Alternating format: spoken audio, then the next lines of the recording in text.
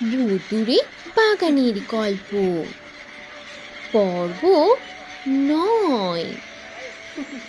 সেই ভয়ঙ্কর দানবকে দেখে কামালের জ্যান্ত যায় যায় অবস্থা।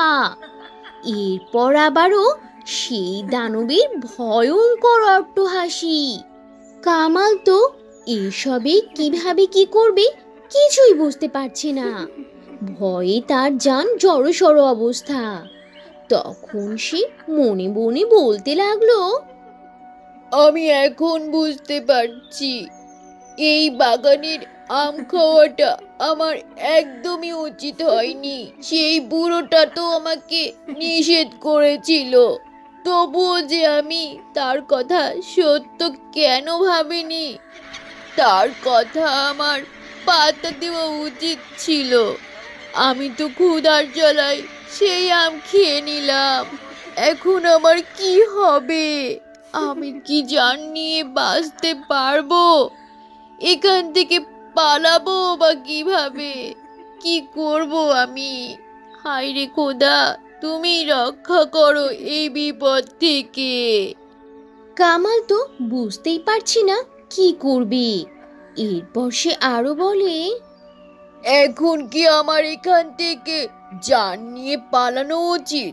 কিন্তু কিভাবে বাঁচি? হ্যাঁ হ্যাঁ, তাহলে ওটাই করি। আমি তাহলে এখান থেকে এক দৌড় দিয়ে পালিয়ে যাই, দেখি কি হয় তারপরে। এইসব কথা ভেবে কামাল তখন দৌড়ানোর জন্য উঠে দাঁড়ালো, কিন্তু তার পা যেন একটুও নড়ছিল না। এত চেষ্টা করেও সে যখন ব্যর্থ হলো, তখন সে আরো বেশি চিন্তিত হয়ে গেল। কামাল তবে কি এই জঙ্গলে ফেসে গেল? কামাল কি তবে আর বেঁচে ফিরতে পারবে না এই ভয়ঙ্কর জঙ্গল থেকে?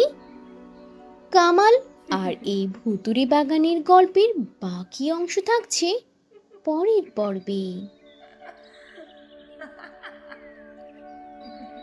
তো বন্ধুরা, এই ছিল আজকের গল্প।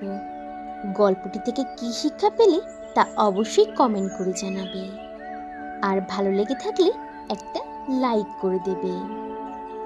আর এখনো যদি চ্যানেলটি সাবস্ক্রাইব না করে থাকো, তাহলে এখনই লাল রঙের বাটনটি চেপে চ্যানেলটিকে সাবস্ক্রাইব করে দাও। আর অল দি নোটিফিকেশন প্রেস করে রাখো। তাহলে বন্ধুরা, আজ এখানেই শেষ করছি। আবার দেখা হবে নতুন কোনো ভিডিওতে, নতুন কোনো গল্প নিয়ে। সে পর্যন্ত তোমরা সবাই ভালো থাকবে আর নিজেদের প্রতি খেয়াল রাখবে। আল্লাহ হাফিজ।